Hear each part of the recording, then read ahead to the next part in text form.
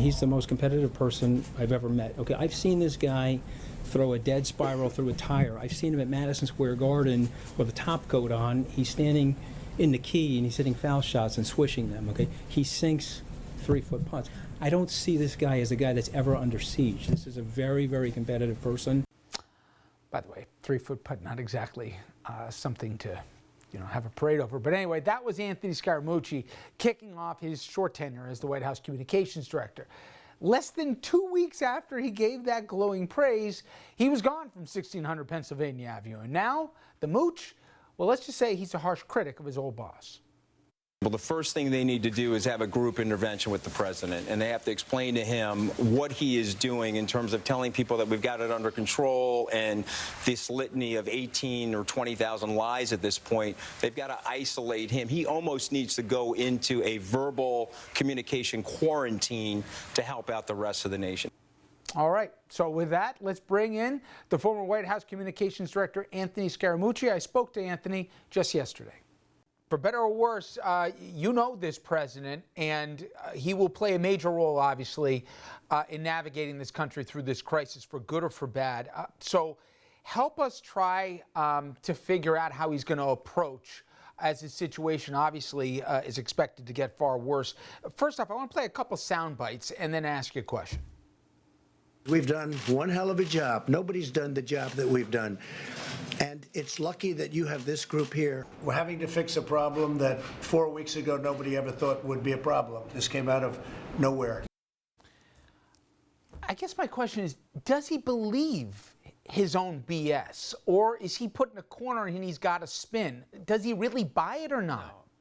Come on, he doesn't believe it. Come on, you know he doesn't believe it. I know he doesn't believe it. I was on the campaign with him. I remember, coming up the steps of the Trump plane, and I would be like, well, why did you say that? He says, well, it sounded good at the time. I wasn't in the White House long, but there was the speech he was giving. The right number was 86%. He goes into the Rose Garden, says 90, comes back into the building. Why'd you say 90? It was 86. Well, it sounded better. And so he's done that his entire life. And so the problem is he's on tape saying that it's not a problem, it's not a problem, it's not a problem. He's on tape saying it's a hoax. He's on tape saying it's 15 people going to zero. So, that's going to be a problem for him. People are going to remember that in November.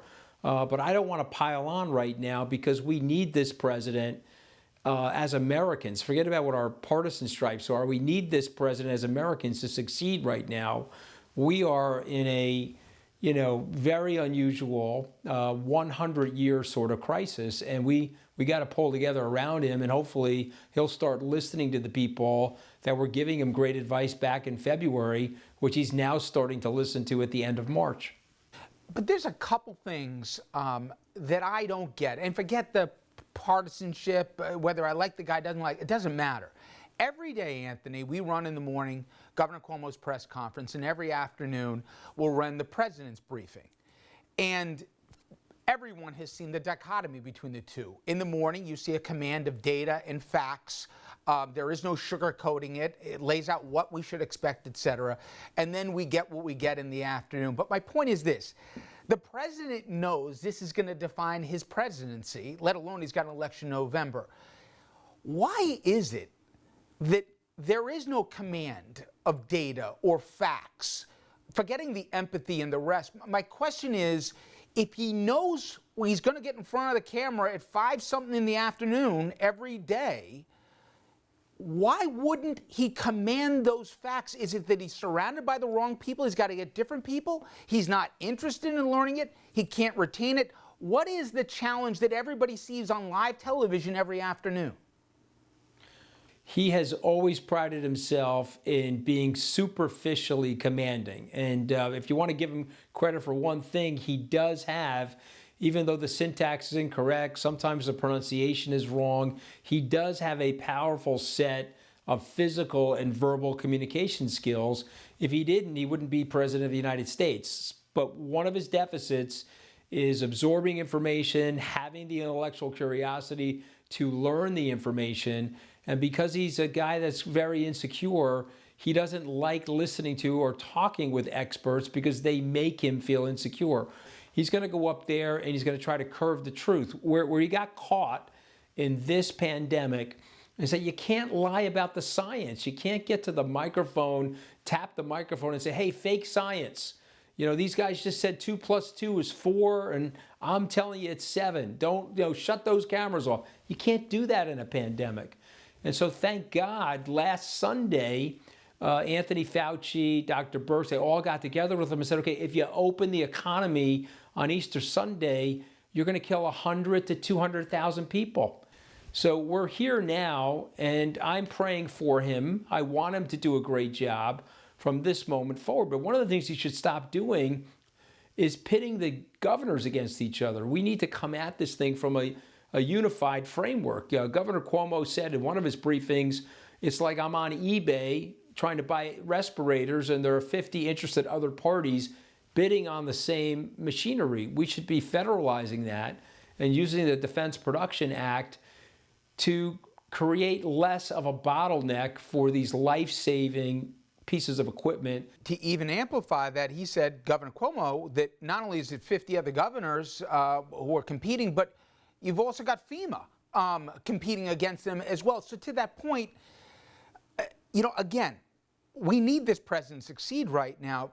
Anthony, he has had no reservations in 3+ years using executive power without a second thought. Explain to me why he's had a hesitation about forget about asking, but mandating industry to get involved. First of all, it does what he likes. He's the man in command and in charge and everything else. I mean, that's part of the problem here right now. We're not speaking with one voice.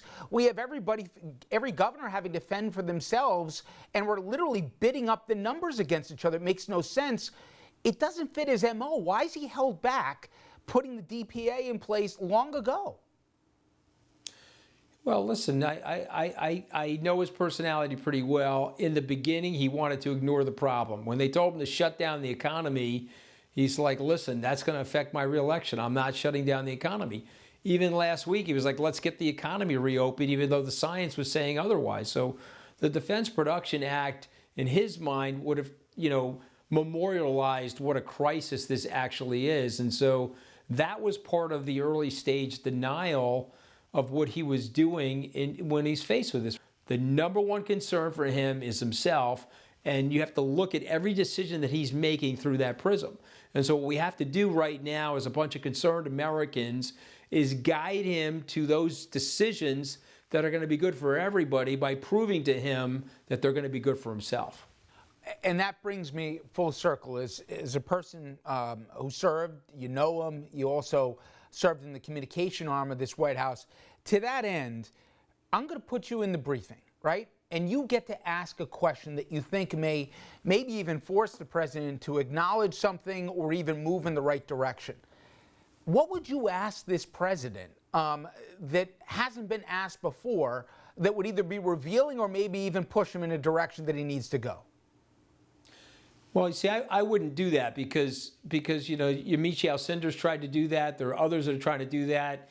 He'll just rebuke that and say nasty question, fake news, and my acolytes and cult followers should hate the media. So the question I would ask him is, how does he want to be remembered in terms of handling this?